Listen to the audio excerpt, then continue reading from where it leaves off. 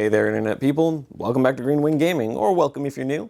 If this is your first time on the channel, this here is a Friday upload, and Friday on this channel, we like to play tabletop games. So we are continuing on with our playthrough of Rangers of Shadowdeep, pushing on through the Burning Light mission pack. Today, we're getting pretty close to the end. We are coming in on the hospital scenario, which after this one, there's only going to be 2 more scenarios and then the finale. So we're in the last 4. So this mission pack should take up the rest of this month. But yeah, last scenario went reasonably well. Not as well as some of the other ones that have gone, but we had to end our hot streak at some point.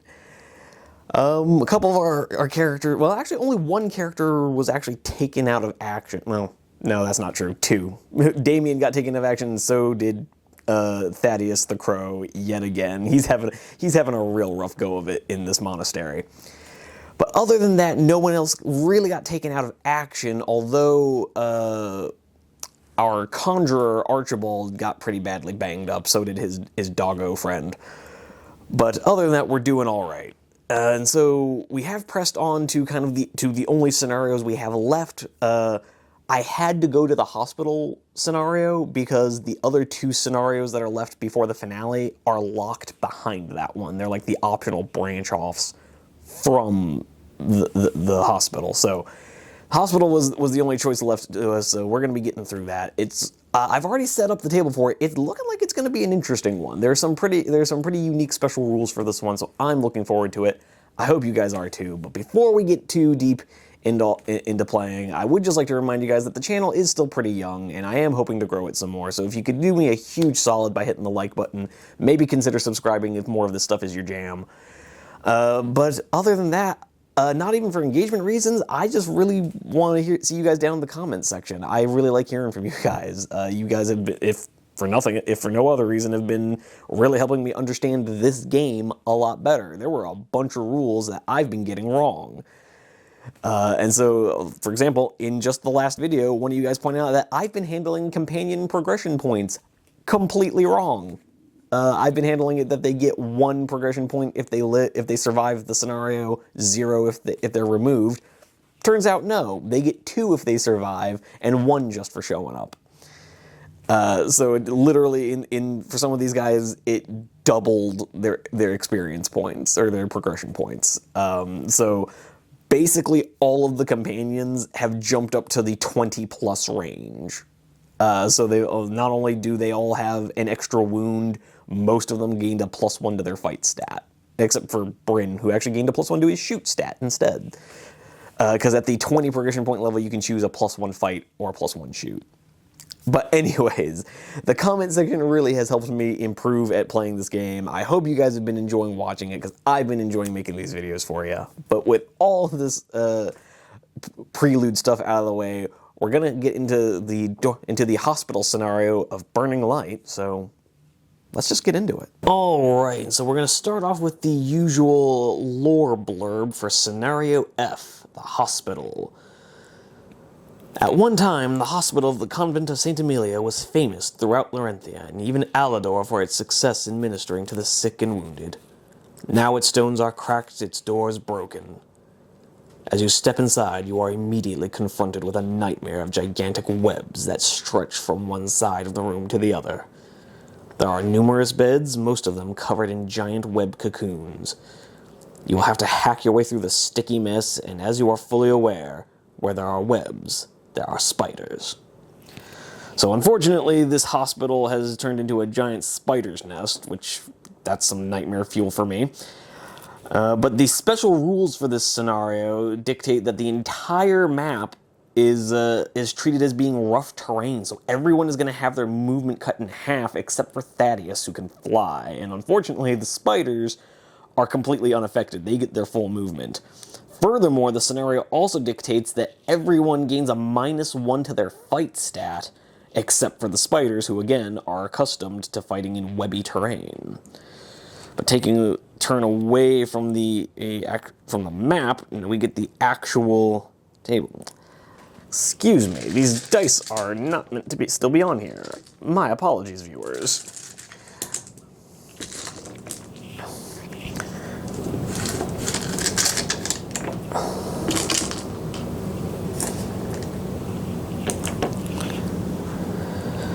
But yes, as you can see, we have the map all set up here. We have the two corners here are meant to be closets, so I just kind of put random like shelves and like a wardrobe in these corners to symbolize the closets of the hospital that are holding various supplies.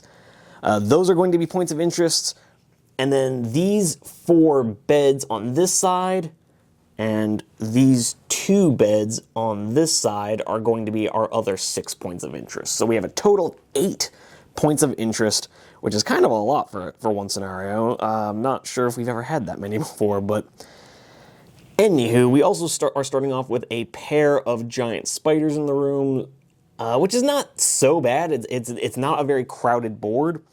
As you can see, we really just have the bed set up, and then I scattered around some tables and whatnot just to add a little more debris. And actually, if I'm being honest, I'm probably going to throw down a little bit more before we start playing. But yeah, so pretty uncrowded board, not that many enemies, so I'm honestly not sure how this scenario is going to go.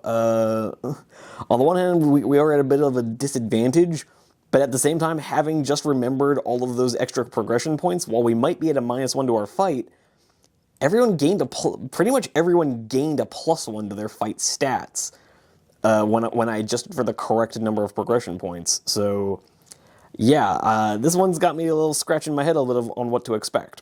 But anyways, I'll quit with the rambling intro, and we'll get right into playing the actual game in turn 1.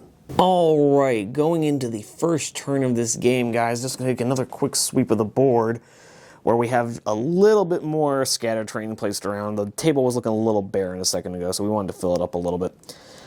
But we are going into the Ranger phase, and I'm hoping that this won't be as bad as I'm thinking it's going to be, because I'm just really, really worried about this whole everyone being on diminished movement. But, oh well, we're going into the Ranger phase, and because Tywin is over here by this entrance... Oh, I guess one thing I should have also mentioned is that for this game we have 2 entrances over here. So we've split the party, which, you know, is always a good decision that never goes poorly. But we have split our party, and we are putting Damien with Gwyneth and Archibald and our doggo companion Bruno, and it just occurs to me that I have forgotten to mark up the wound markers on these guys, because this is squad injured over here. Gwyneth, oddly enough, did heal back up to full in the gap, as did Bruno, but Archibald and Damien are both at half wounds, so they're going to be at 6 health. So they're squad injured over here, and then we have squad ranger over here, where everyone is at full health. And interestingly enough, Thaddeus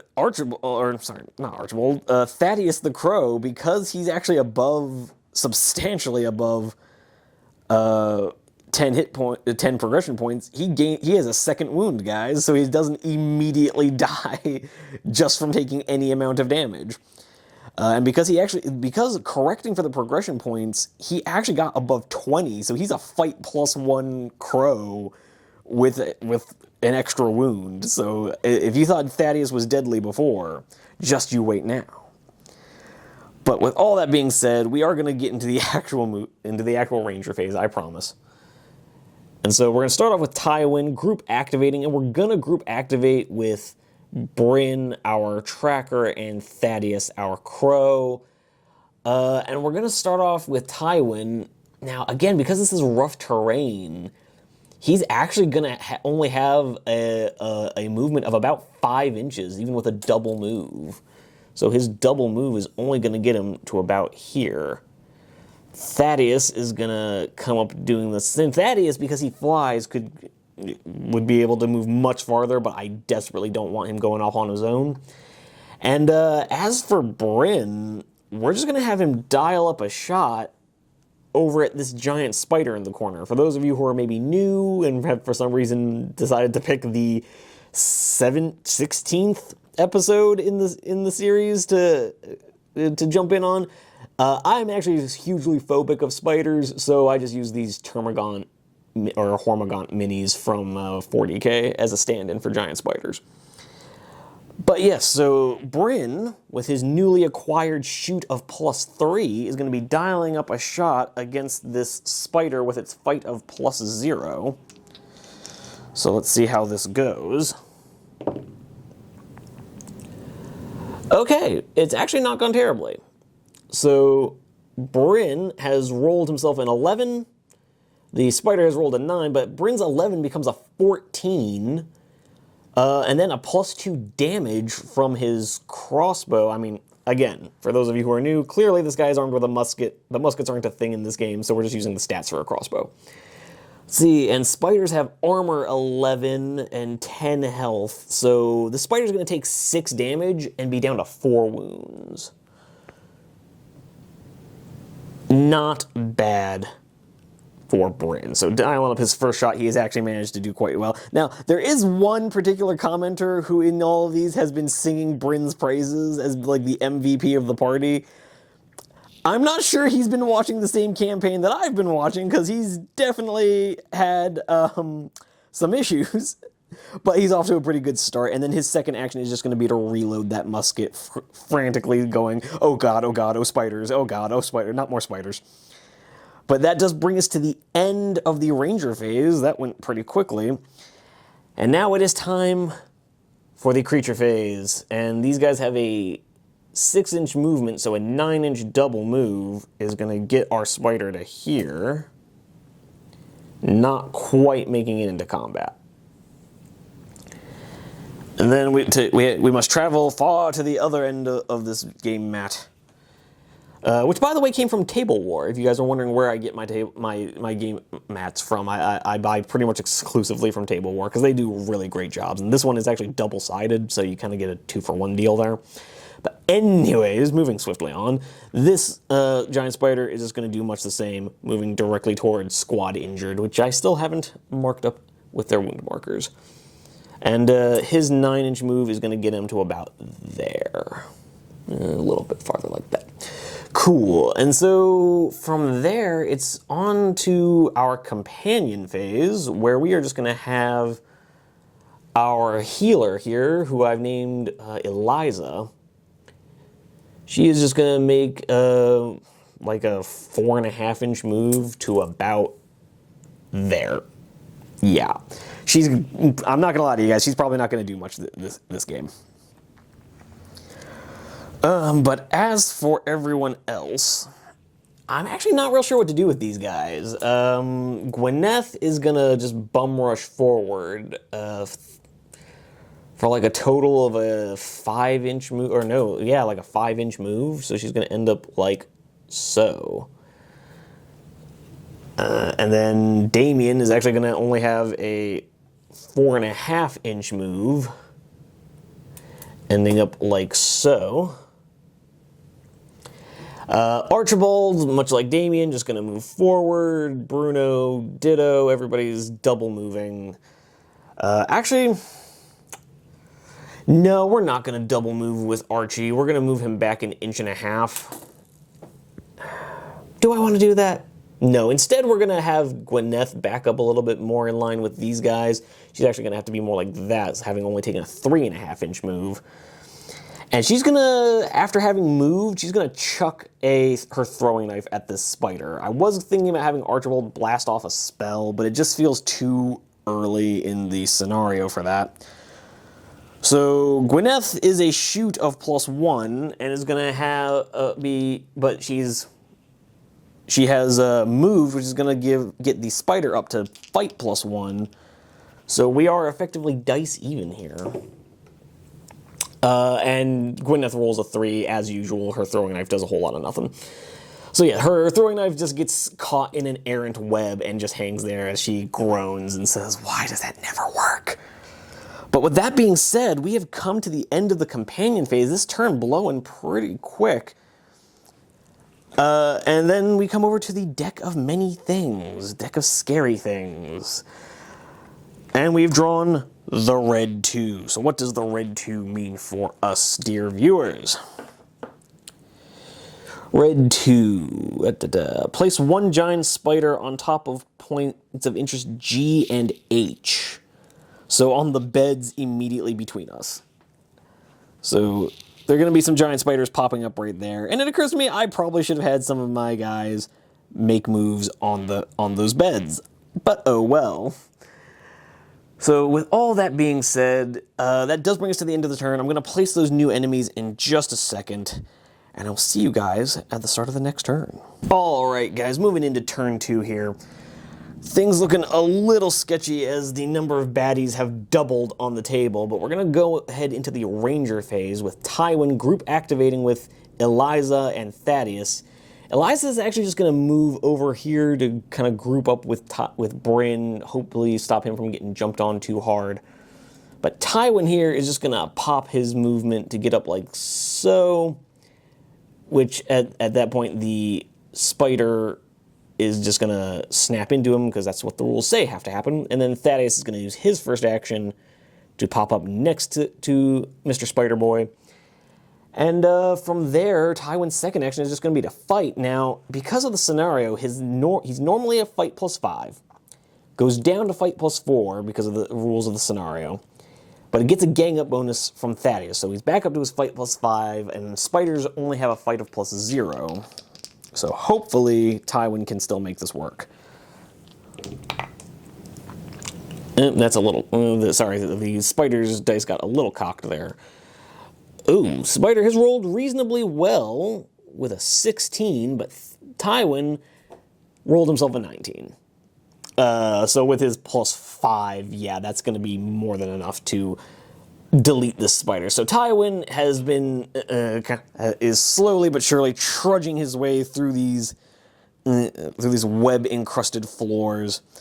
After Bryn lets out a warning cry, blasts a hole into an approaching spider, Tywin readies himself with Thaddeus flying into the spider's face just long enough to distract it so that Tywin could drive his sword down into the face of the many-eyed monstrosity. But with all that being said, Eliza is honestly just not even going to bother taking a second action, which means we're now in the creature phase. And our nearest enemy is this spider, who's going to rush forward at Bryn, only to provoke a pile-in from Eliza.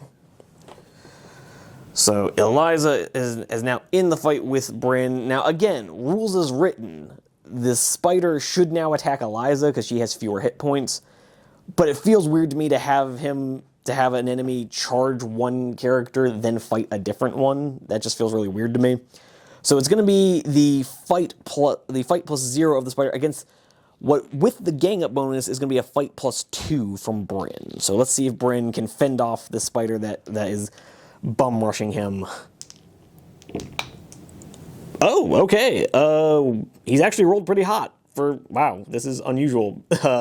Bryn is, I'm not gonna lie to you guys, despite what what that one commenter has to say, Bryn normally does not roll super hot, but apparently melee is where he's meant to be. That little, if we back up a little, if you can notice that little stake under his gun is clearly a bayonet. And so he has decided screw all these bullets and gunpowder. No, I'm all about bayonet fighting. And so he has rolled an 18, becomes a 20. We don't even need to do the math there, guys. This spider is super dead. So yes, as after yelling out his warning cry, blasting a hole into a spider near Tywin, he hears some scuttling off to his left, somehow hearing despite letting off a black powder musket in an enclosed space.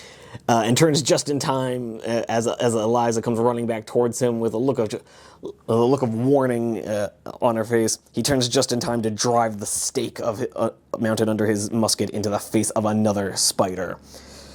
But with that being said, we're on to this side of the table where it's actually kind of hard to tell who's closer, this guy or this guy. So we're just gonna...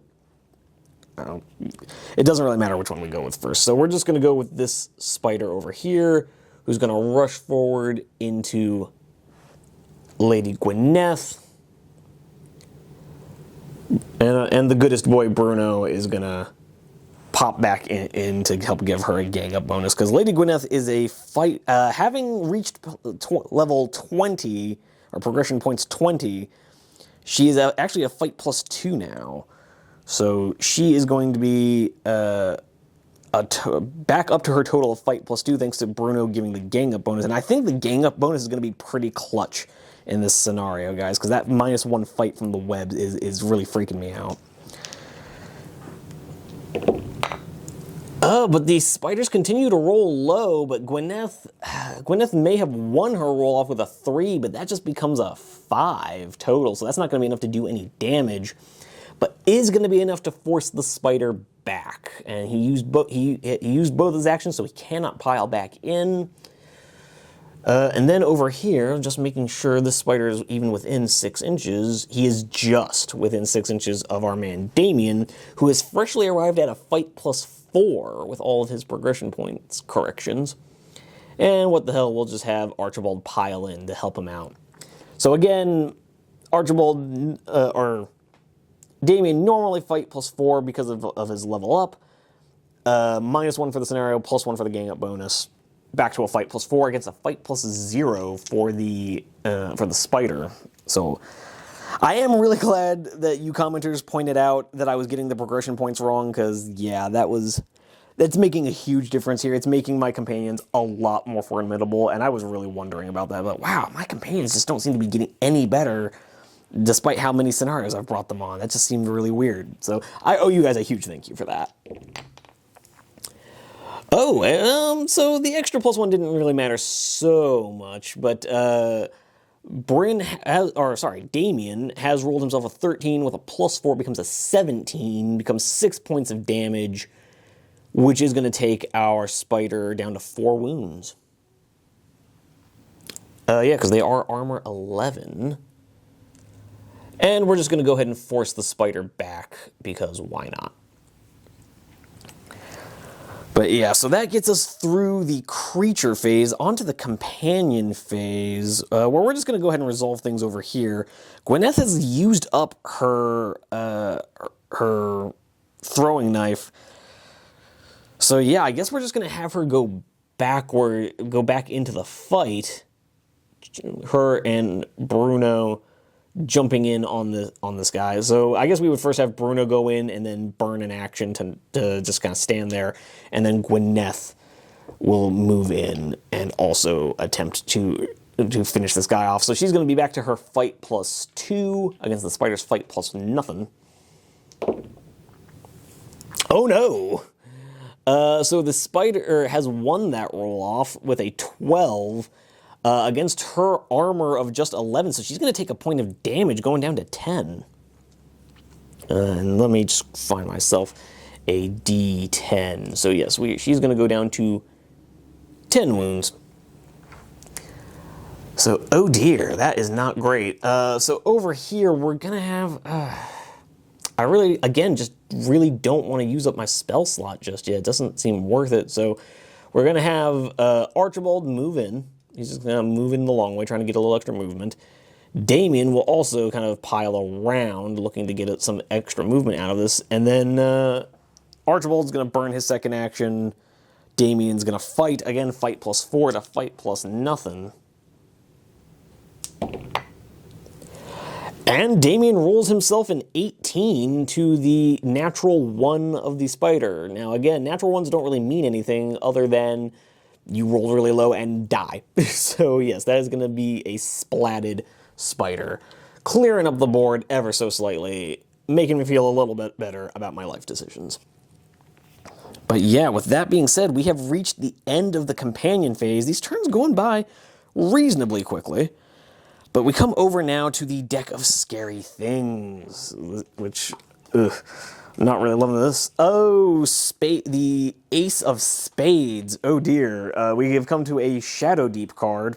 So we're actually going to have to come over here and flip over to the Shadowdeep card page. So the Ace of Spades. A cloud, let's see.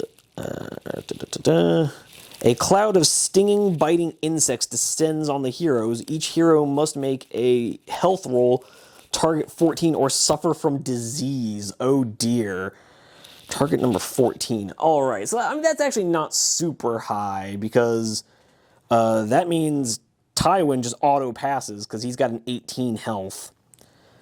Thaddeus, on the other hand, only has 2, so he needs to crank a 12. And Thaddeus rolls a 15, so he's going to be just fine. Eliza only has 10 health, so she needs to roll a 4 or better. No, she is diseased. Okay, so she rolls a 3, she will be diseased. Bryn here has 13 health, so again, he auto passes because even with a 1, that's a 14. Gwyneth, on the other hand, only has 10 now, so she's going to need a 4 or better. She cranks a 6, she'll be just fine. Bruno only has 6 health, so he's going to need an 8 or better. He rolls an 11. Our animals don't even care about these insects. All right, Thaddeus and Bruno just do not care about these insects at all. They're saying go away. But we've got Archibald and Damien over here. Let's do Damien first. He's going to need an 8 or better. He rolls a 1. He is now diseased. Archibald rolls a 4. Archibald and Damien both diseased. Apparently those insects really are focusing down on Damien. So as Damien kind of surged forward to chop the head off of this spider, not even realizing one has come up behind, distracting Gwyneth, he chops it open only for a cloud of flies to come bursting out of it around he and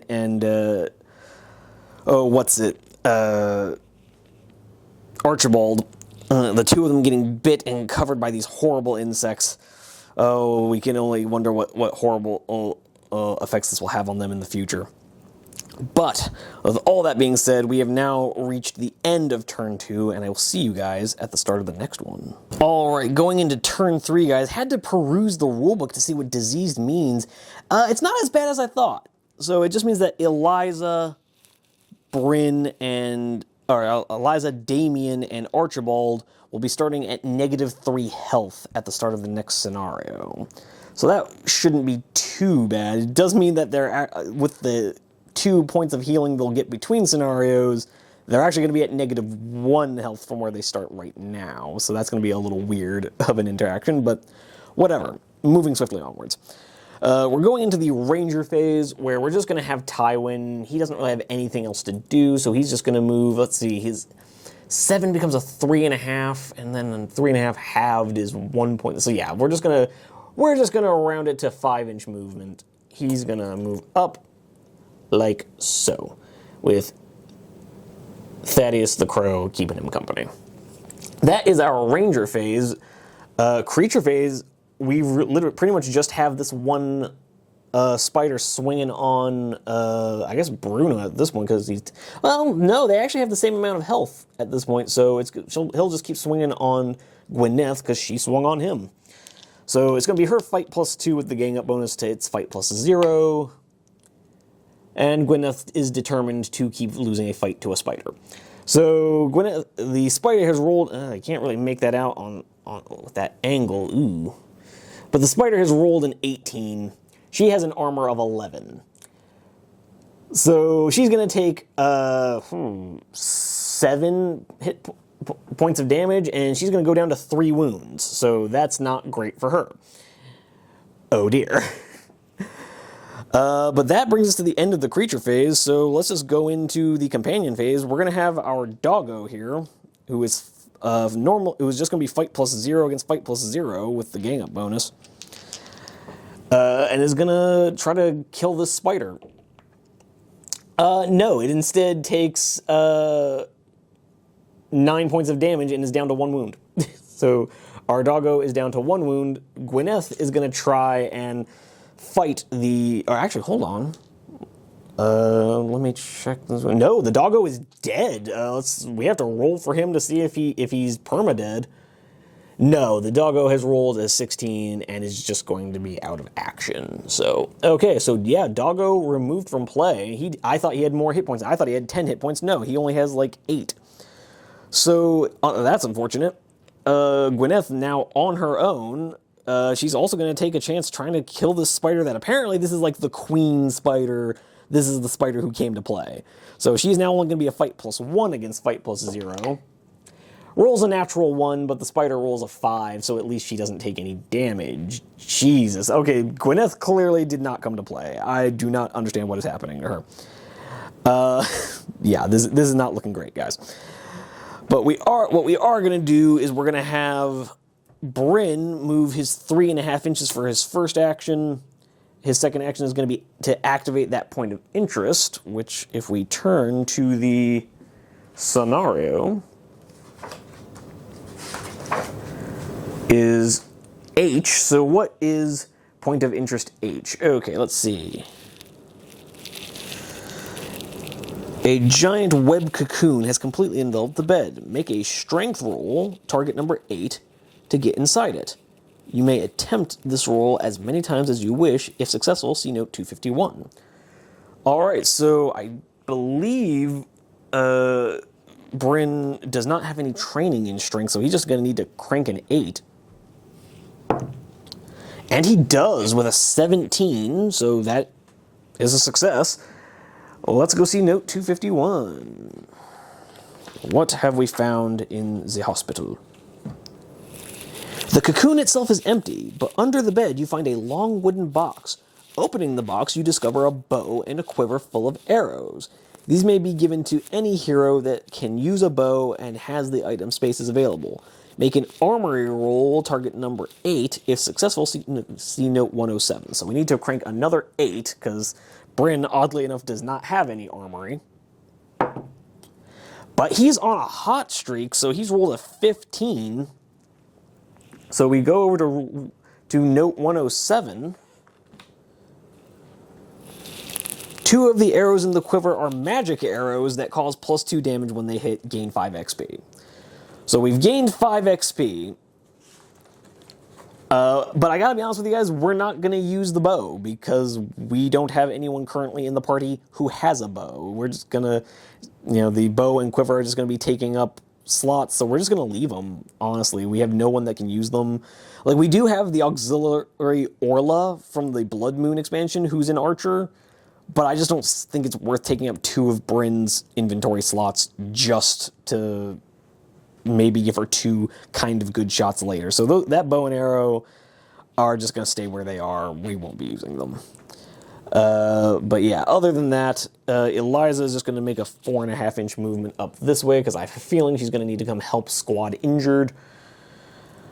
And as much as I don't like doing... Not real sure what to do with these guys. We're just going to continue up the board. Gwyneth is going to have to fend for herself. So, Damien and Archibald moving up the table, trying to get themselves towards some investigation markers. But with that, we have come to the end of our companion phase. Not a great one. Lost the only 2 fights we made. But oh well. We come over to the deck of scary things, because that can only make things better, right guys? We've got a red 4. Okay, what does red 4 have in store for us? Okay. All figures must make a strength roll, target number 12, or get tangled in the webs and lose their next activation. Jesus Christ. Okay, target number 12. Let's see. So Tywin at least has a strength of 4, so he needs an 8 or better, and he rolls a 20. Thaddeus is just going to need a 12, rolls a 16. Damien needs a 12, rolls a 7. He loses a turn. Archibald needs a 12, rolls a natural 1. He loses a turn. Gwyneth needs... nope. She needed a 12, rolled an 11. Eliza needs a 12, rolls a 6. Bryn needs a 12, rolls a 2. So everyone except for Tywin and Thaddeus lost their next activation. That's not great news, but oh well. So turn 4 is going to be a really quick one, guys. But we'll just have to see how that goes. I will see you guys in the next turn. Okay, going into turn 4, guys, and it's probably going to be a super quick one, considering that Tywin and Thaddeus are the only people who get to make a turn who get an activation this turn. So Tywin's gonna activate his dash ability, just because I'm really trying to get across this table. So he's gonna activate his dash ability and finally make it across the room. Thaddeus is gonna do much the same. That is gonna be their whole turn, however. So we go right into the creature phase, where Gwyneth is likely to continue losing her fight against a spider. Fight +1 against fight +0. Yeah, Gwyneth goes down. Gwyneth goes down. What happens to Gwyneth? So a 7. Ooh, I'm actually going to have to look what a 7 is. I believe that's lightly injured, so she's going to start off the next game at literally 1 health. Because she basically starts off the game at -2 health.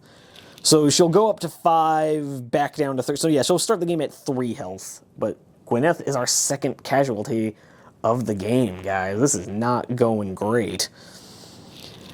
Darn. So that was actually just the spider's first turn. So now it's going to skitter over towards Eliza, which is not great news because it gets a full 6-inch move. So it's going to end up like that. So the spider is right on her. And with that, all of our companions have lost their activation for the turn, so we just go to the deck of scary things. Man, turn 4 is not my lucky number, guys. The deck of scary things has brought us a red 6. What does red 6 do to us?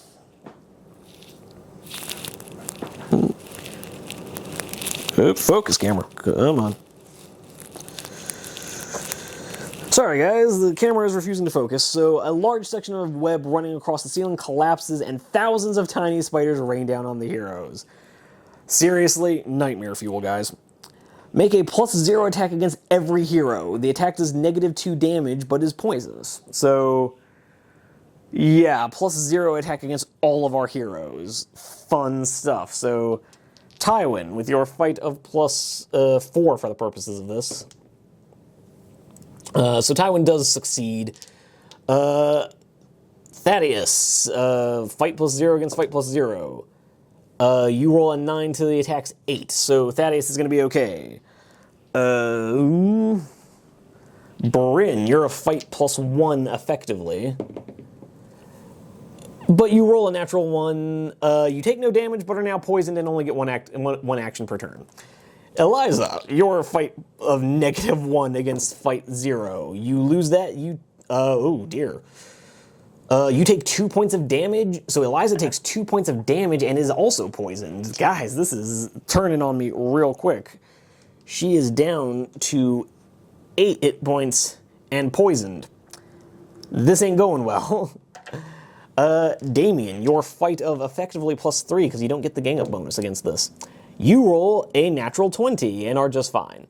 Archibald, you'll be a fight of 0 against fight +0. Fortunately, you've rolled a 12 against an 8. So these two are just fine. These two are poisoned and taking some damage. So yeah, turn 4 really putting the screws to us. Hopefully we can turn around in the next turn, guys, but I will see you there in just a minute.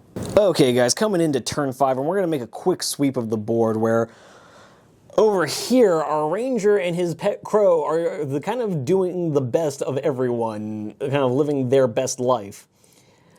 Or with no damage, no negative consequences, but over here, we have a pair of...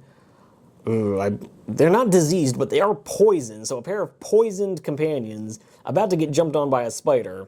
And squad injured over here that's both diseased and poisoned. Or no, only these two were poisoned. Sorry. This literally just happened. How am I already forgetting this? But yes, so over here we have squad diseased and squad poisoned. Oh dear. So these guys are going to try to make their way up the table and become in some way relevant. But first now, in the ranger phase, we are starting off with Tywin, who is just going to activate this point of interest, and hopefully he can start getting to a few more of those. So that is going to be point of interest B. And point of interest B is a locked closet. A figure may attempt either a lockpick roll of target number 10 or a strength roll target 15 to open it. It may make these rolls as many times as it wishes. If successful, see note 837. Okay, so Tywin doesn't actually have a particularly good lockpick, but his strength is like +4 against a target of 15, so he'd need to roll an 11, so the lockpick is still the easier choice. So I guess in this situation, we literally have a ranger who has slogged his way through some webs, completely oblivious to his party being slowly massacred by a single spider. And he's now reached a closet where he's now going to try to jimmy the lock with his broadsword. So apparently that's what we're doing, guys. But he's going to be getting, he's just going to be rolling a flat dice looking for a 10. Do I want to give him his +8 from his focus? Nah, let's just see if we can get the 10. We do! Okay, so we do get a 14. So we have cranked the 10 plus we needed to unlock the closet. So we proceed to note 837. So we gotta flip over a couple pages. 837. The closet is mostly filled with linens and towels. Make a perception roll, target number 8. If successful, see note 222. So he has a perception of +3, I believe. Or, sorry, let me check. No, it's actually +4. He has a perception of +4, so he needs a 4 or better on the dice to pass this. And he cranks another 14 exactly. So that takes us over to note 222. I feel like I'm playing a choose-your-own-adventure novel, guys. So note 222. Stuffed in the bottom of the closet, hidden underneath some towels, is a decanter. For a moment, you thought you had found what you were seeking. However, the decanter doesn't match the description of the decanter of burning light. Damn. This is a plain porcelain decanter. You are about to toss it aside when you notice a smell coming from inside it. Looking within, you see that it is filled with some sweet-smelling herb. Gain 10 XP. Okay, so we've now gained a total of 15 XP from the 2... investigation points we found, so I guess that's kind of nice. But Tywin's second action is just going to be to move 3.5 inches over to the next point of interest. And Thaddeus is just going to be his usual loyal bird self and hang around. Meanwhile, we now come to the creature phase, where unfortunately Eliza is now going to have to take the brunt of an attack from this spider. She is actually going to be fight -1, because she's fight 0 with a -1 from the scenario. So let's see if she can survive. She rolls a 16 against a 6, so she ends up being a 15, does 4 points of damage, and she is going to knock the spider back, dropping it down to 6 wounds. So the spider has failed to hurt her, but it's still around, so I'm not like psyched about that, guys. But fortunately, that is the end of the creature phase, and we're just gonna hop right into our companion phase, where Bryn is gonna dial up another shot again, hoping to maybe finish off this one, because he sees he's dealing with the falling webs and with the sudden coursing of poison through his veins. But he tries to steady the swing of his musket and dial up a shot on the spider that is attacking his friend, and blasts out a musket shot at him. Shoot +3 to fight +0. So they've rolled dice even. They have both rolled 13s, but Bryn has a shoot of +3, which gets him up to a 16. +2 damage gets him to 18 damage. -11 armor gets him to 7 damage, which is still enough to blast the spider into smithereens. So we have finally cleared the board of spiders, but that is Bryn's only action because he's poisoned. So for the rest of the scenario, he only gets 1 action a turn. But at least if he had to have 1 action in this game, it was a good one. He levels his musket, takes a steadying breath as he feels the cold spread of poison in his veins, lightly squeezes the trigger, and sends a roaring cloud of flame and smoke into the spider, which once it clears, leaves its shuddering corpse twitching on the ground. But with that, Eliza's one and only action is going to be to move her 3 inches into contact with the next investigation marker, and she will just have to activate that next turn. But coming over to Squad Disease over here, they're just going to move their 4.5 inches towards that closet. They're just going to keep on trucking. They will get there eventually. Literally more than halfway through the scenario, and they haven't even crossed the room, guys. Oh well. But we have come to the end of the companion phase, so it's time for the deck of scary things. What do we got? A red 3. What does the red 3 bring us? This feels so ominous. Red 3.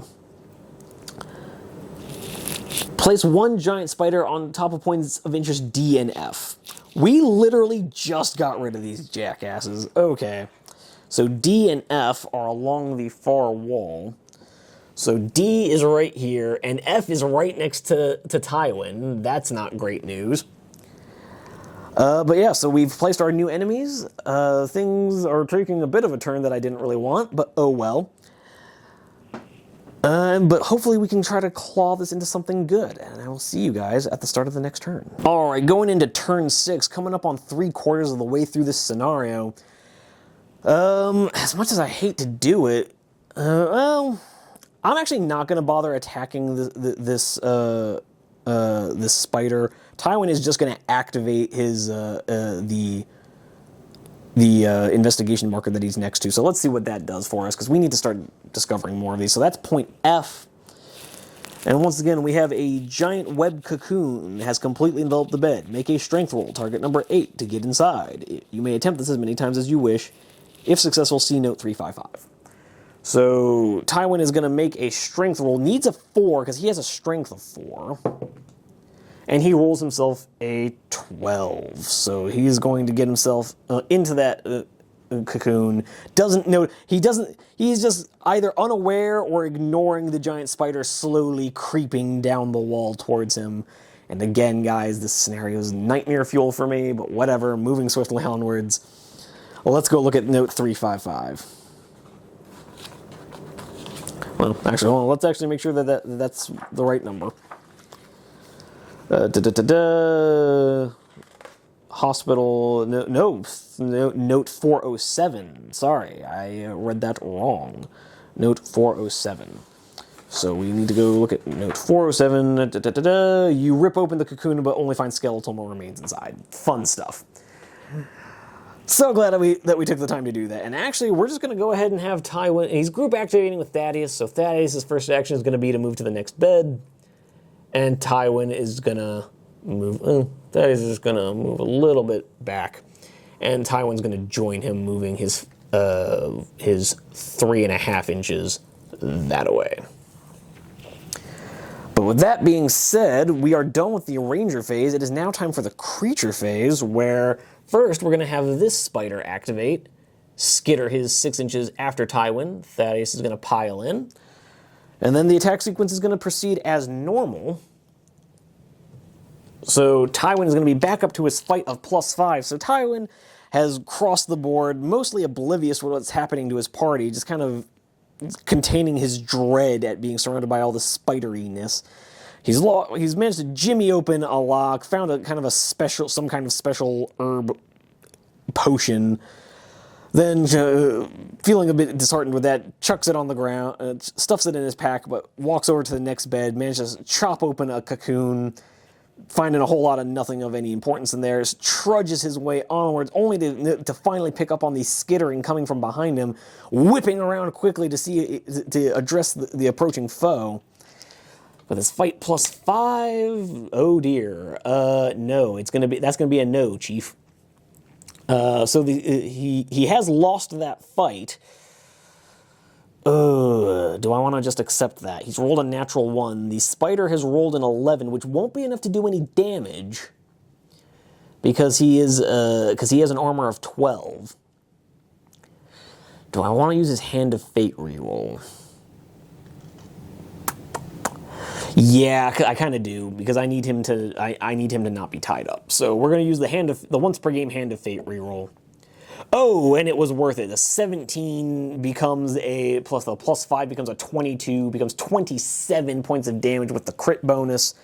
That's going to be enough to splat this spider into 1,000 pieces. So as the spider comes skittering down the wall and rushing towards the floor, Thaddeus lets out a call of warning.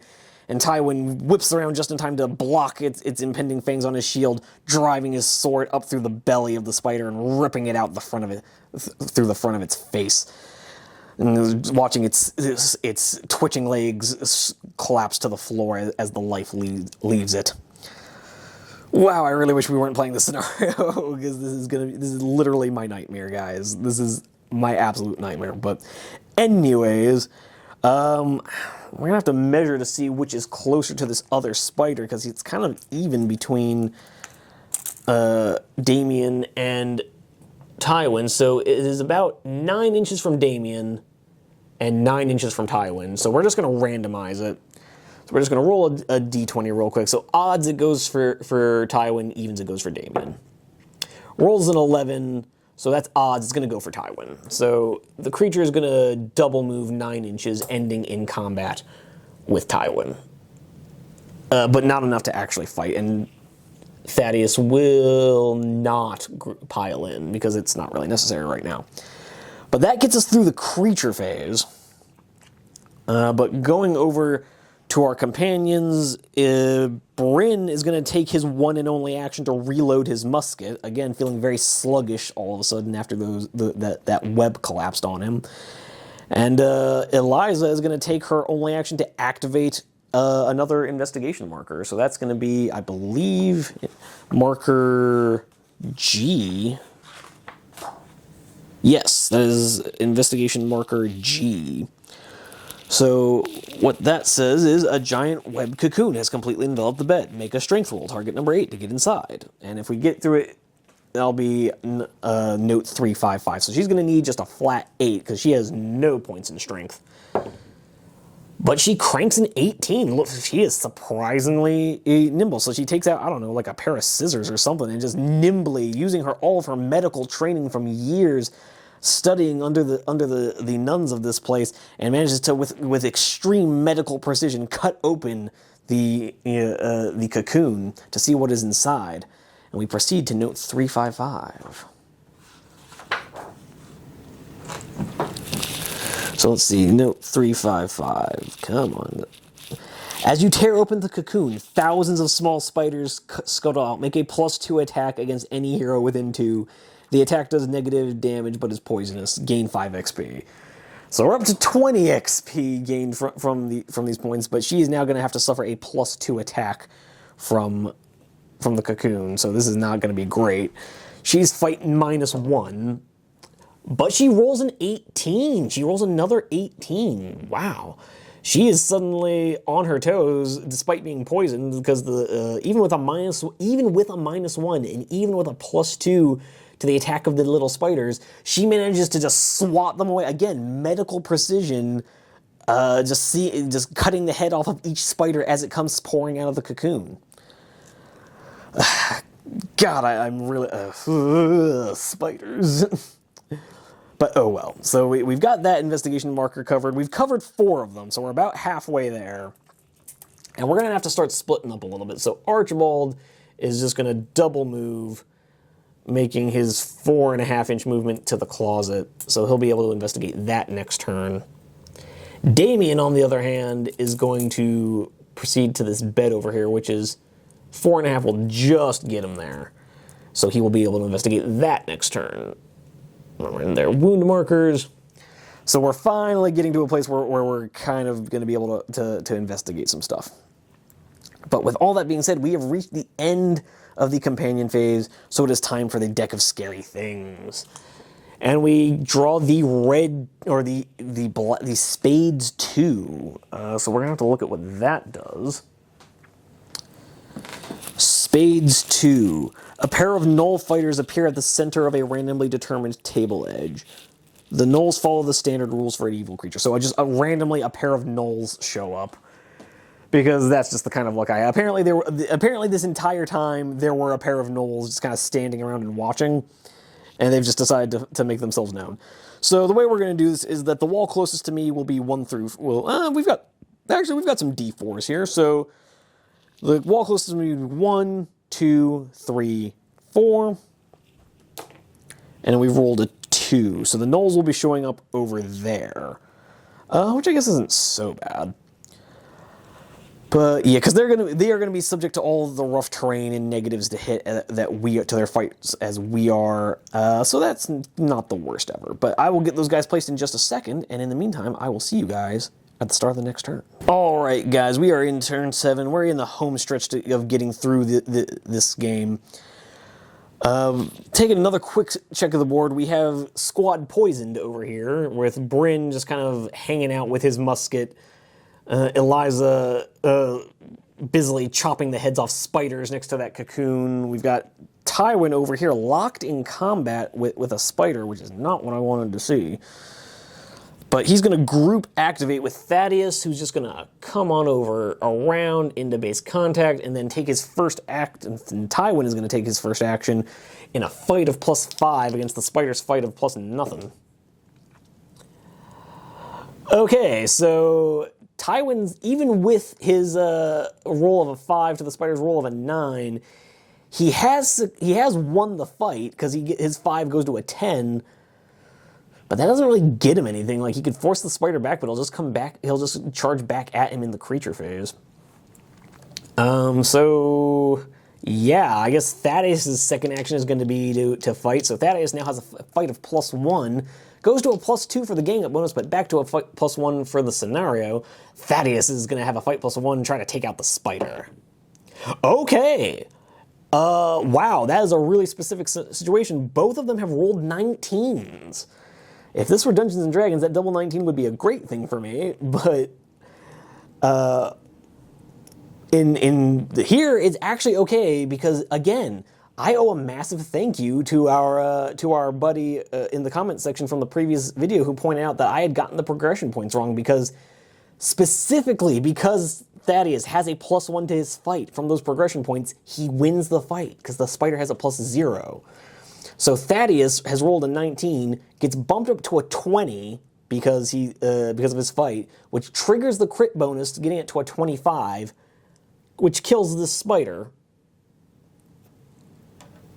So Thaddeus, once again, showing us who the deadliest bird around is, and then Tywin is just going to spend his 3.5-inch move getting over here, and next turn he'll be able to activate this table. Or this investigation marker.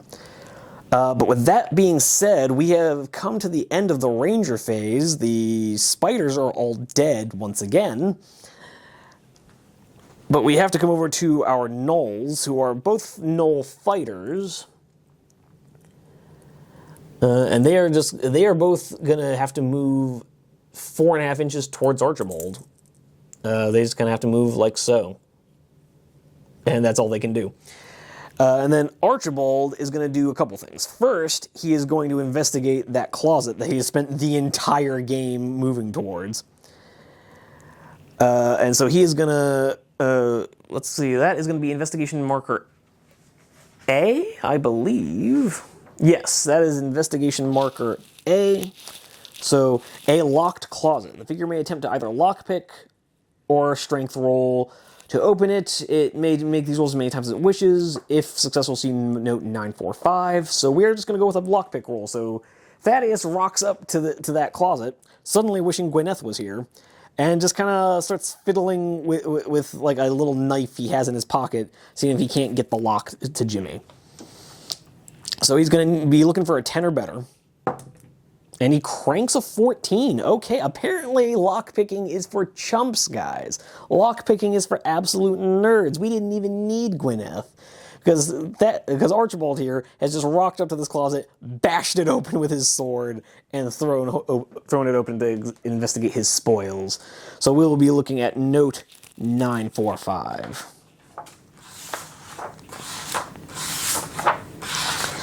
Do 945, here we go. The cabinet contains all kinds of salves, ointments, and potions. A quick rummage procedure finds 3 healing potions. Any figure can pick up these potions if it has an item slot available. Gain 3 XP. Not bad. Not bad at all. So, yeah, Archibald is just going to immediately use that potion to get him, one of those potions to get himself up to full hit points. And he's going to pass one off to Damien. And yeah, that's going to be, I guess the last one will go over to Eliza. Sure, why not? Who actually hasn't used her activation, so she's just going to use her activation to use up one of those healing potions, and yeah, she's going to go back up to full health. So there we have it. And then for Archibald's second action, he is going to send out a fireball spell, because he hasn't used any of his spells yet. So he's going to send a fireball spell careening into these pair of gnolls. Because as he's jimmied open the lock and found a a little satchel of healing potions. He turns around to let out a cheer for his companions, only to see a pair of gnolls coming closer, and his old man grumpiness comes back to the fore. Let's see if we can't get in a little closer here, guys. So his old man grumpiness surges forward, and he just extends his torch towards them, burning away some of the strands of spiderweb around him as he does so. And with a brief enchanting of some kind of eldritch speech, he sends a fireball landing right between them. So the closest one is going to take a shoot +3 fireball attack to its fight of +0. Okay, so let me make sure I've got the... Yeah, Gnoll fighters are fight +0. Or no, they're fight +2. Oh, that's unfortunate, because it means that the first Gnoll takes no damage from the fireball. Because the Gnoll rolled a 20, becomes a 22. Archibald rolled an 18, becomes a 21. So that first Gnoll takes no damage. That's unfortunate. But the second Gnoll, maybe he won't be so lucky. Maybe the fireball was more intense on the other side, guys. No, apparently they've rolled double ones. So, yeah, that fireball did absolutely nothing, and Archibald's probably going to die now.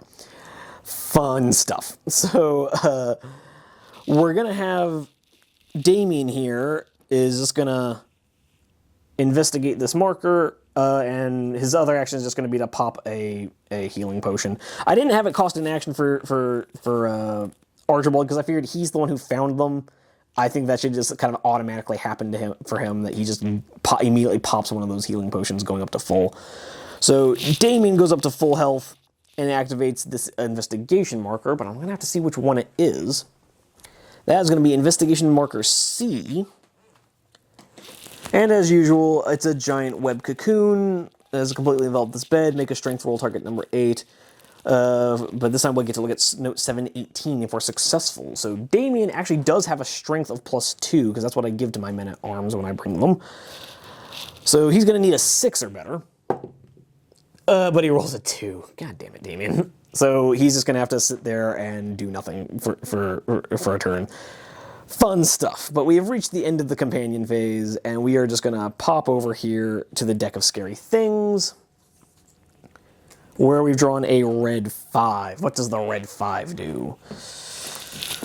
All figures must make a strength roll, target number 12, or get tangled and lose an activation. Oh my god. So, fun stuff. So, Damien needs to make a 10, and rolls a natural 20. So he's fine. Archibald's going to need a 12. Rolls a 2, he loses an activation. Good stuff. Tywin here is going to need an 8. So I'm just going to pop his focus ability and just automatically have him pass, because I really need him to not be tied up. Although, actually, now that I think about it, I don't know that it's actually going to make a difference, because he's not going to be able to make it to that bed anyway. So, Thaddeus, do you activate? No, you roll an 11 and lose an activation. Eliza rolls an 8, fails, loses an activation. Bryn rolls a 15, will be able to activate. So he might be able to dial up a shot on these here gnolls. But yeah, so with all that being said, that brings us to the end of turn 7, and I will have to see what we can achieve in the next turn. All right, going into the last turn of the game, guys, looking around the board, it's not too bad. It's not too bad. A bunch of our guys have taken healing potions and gotten up to tippy-top shape. Tywin here is unencumbered, but his 5-inch move is just, even with a double move, he's just not going to have enough. Oh, actually, hold on. He has a ring of teleportation. Boop.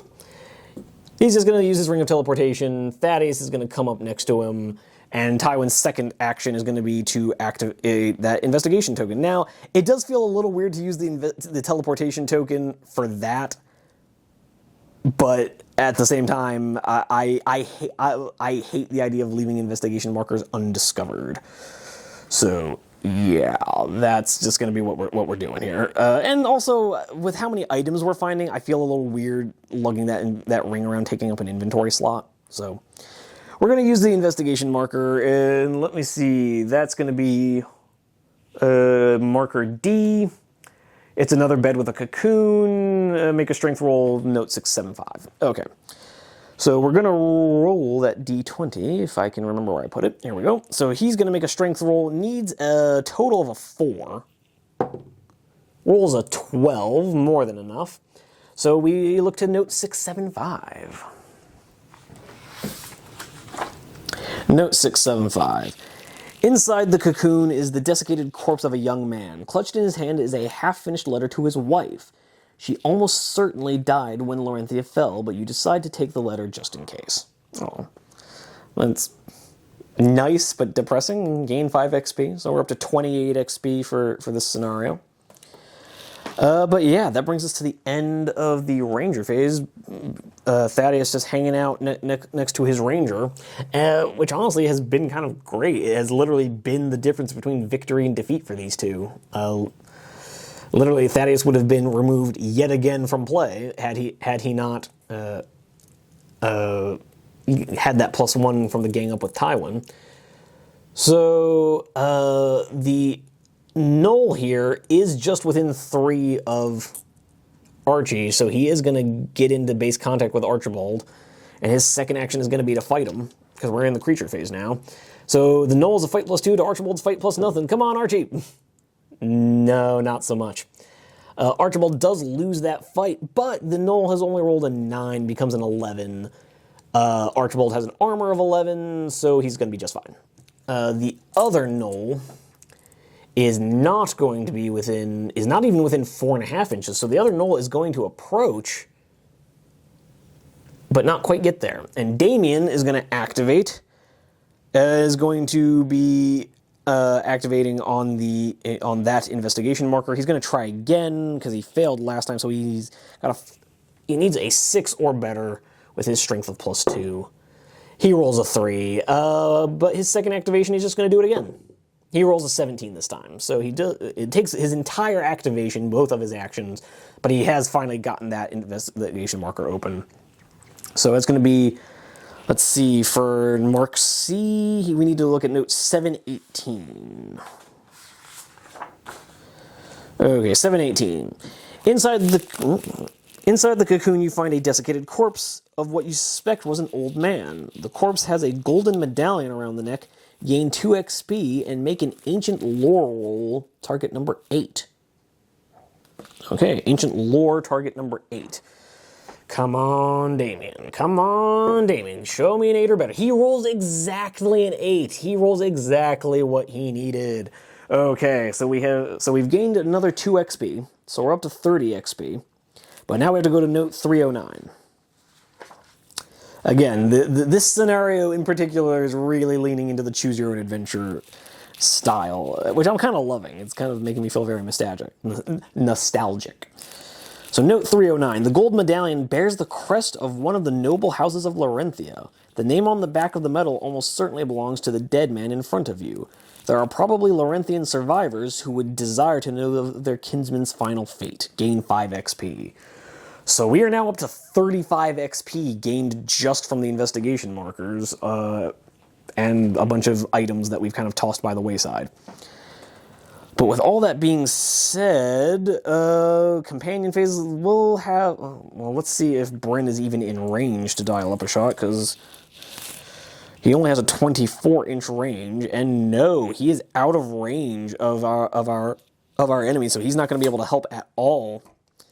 Archibald will activate, see if he can't get himself out of combat with this Knoll. So he's going to be fight +0 against fight +2.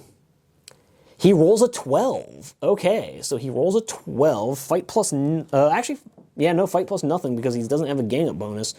Knolls have... Hold on, I've had these stats backwards the entire time. Spiders only have an armor of 8 and 4 health, not 10 health. So I made this, wow, I apologize, guys. I have made this fight a hell of a lot harder on myself than it needed to be. I bumped these spiders up to armor 11 and 10 wounds when they only had 4. Wow, that's really embarrassing, guys. But, okay, so this Knoll is only going to take 1 hit of damage and go down to 9 wounds. I apologize. I'm sure some of you are screaming at the screen right now that spiders should not have that much armor or that much health. I really do apologize, but we'll just have to see. We'll just say we were playing on hard mode. Let's call it that. We'll say we were playing on hard mode.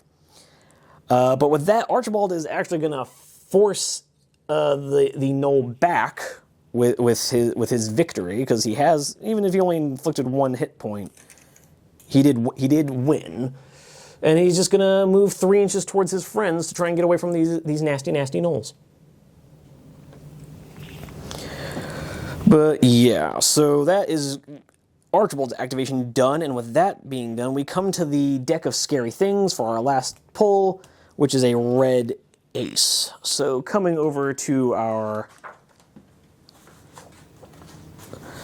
red 1, so red ace, place 1 giant spider on top of point of interest C. Great, so Damien is now basically in combat with a giant spider. Fun stuff. But again, that is technically the end of the scenario, but it feels really super cheesy to call that the end.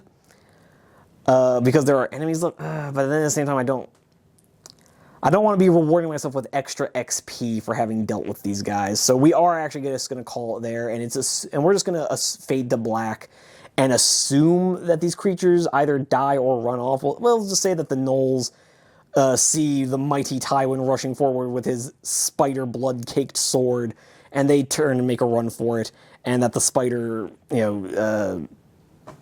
skitters back up the wall upon seeing the devastation that has been wreaked upon its kin. But yeah, that is going to be the end of the scenario. We're going to have to calculate up some XP, and oddly enough, with the exception of Gwyneth and Bruno, we're actually coming out of this scenario looking better than we did going in, because other than Archie and Damien, who are going to take some damage from being diseased next scenario, we're totally fine. Yeah, we're going to be totally fine. Yeah, so they're going to be at -3 health at the start of the next scenario. And yeah, that's going to be about it. Is we're going to be at the start. We're just going to be at -3 health for them at the start of the next scenario. But that will be offset, because between scenarios we can make survival rolls to see if they get some extra health at the start of the scenario. So yeah, we should be okay. Not half bad, guys. This was a bit of a slog.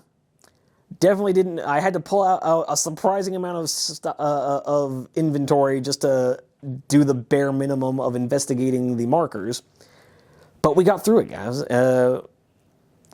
But anyways, I will save my thoughts on this for the outro. We'll just see you guys there. But thank you so much for sticking with me. Let's tally up some XP, and I'll see you guys in just a sec. Okay, so that brings us to the end of another episode of Rangers of Shadowdeep. We have cleared out the hospital wing of the convent. Not as bad as I was maybe expecting, but definitely more of a trudge than some of these other scenarios have been. The movement rules behind the rough terrain rule really slow things way down. Movement. I've become more and more convinced that movement really is the most important stat in this game. But all in all, not too bad. Gwyneth and Bruno are going to be in kind of rush shape in the next game, but other than that, everybody else is going to be more or less okay. Bryn and Eliza are going to recover from their poison. That only lasts until the end of the scenario. The disease rule, all it's going to do is cost Damien and Archibald a few wounds. And we found a bunch of health potions, so everybody's up to full health for the most part. After doing all the math, between the 6 spiders that we killed, it felt like more, but maybe that's just because I'm so terrified of spiders. But from the 6 spiders we killed, that gave us 12 XP, and then from the actual investigation markers, we got another 35 XP, so that was a total of 47. Unfortunately, not enough to get us up to the next level. We need another 51 points to bump us up, but a bunch of our companions did gain progression points, so they're even closer to a third progression level up. So that should handle everything pretty well. Didn't really find any items to hold on to. We decided not to take the bow and arrow because no one can use it and it's not particularly helpful. The potions got immediately used. But yeah, other than that, not a lot to say about this scenario. I had a lot of fun playing in it. I hope you guys had a lot of fun watching it. But yeah, with all that being said, in the next couple of weeks, we will finish the 2 rooms that reside above the hospital wing. And I'm looking forward to that. We are getting perilously close to finishing this thing. And as of right now, I'm still thinking that the herb store is the best candidate for where to find the decanter. So that's going to remain my guess for now. For those of you that have maybe forgotten, the way this all works is once we get to the end of the end of the mission, before the very last scenario, we have to guess where the decanter is. Now, at any point between scenarios, we can just choose to go straight to the final scenario, make our guess, and we're either right or we're not. But I'm just going to go ahead and play out the last 2 scenarios, because why not? We've come this far. And I just want to show it off for you guys. That want to show you guys as much as I possibly can of these mission books, because they're a lot of fun. I don't know if any of you guys watching this have already played Rangers, or if maybe some of you are watching this and might be inspired to play Rangers, but it really is an absolute blast. It's a great way to kill a couple hours. So, with all that being said, I appreciate you guys making it this late in the video. Just one more quick reminder to hit the like button, consider subscribing, leave any comments you might have down below. I love hearing from you guys. It's really been a lot of fun hearing your thoughts, even if they're just pointing out stuff I get wrong. You're making me better at playing this game, and I do appreciate it. But with all that being said, I hope to see you in the comments section down below. I hope to see you over in some of our other videos. But in the meantime, happy wargaming. Onward to glory!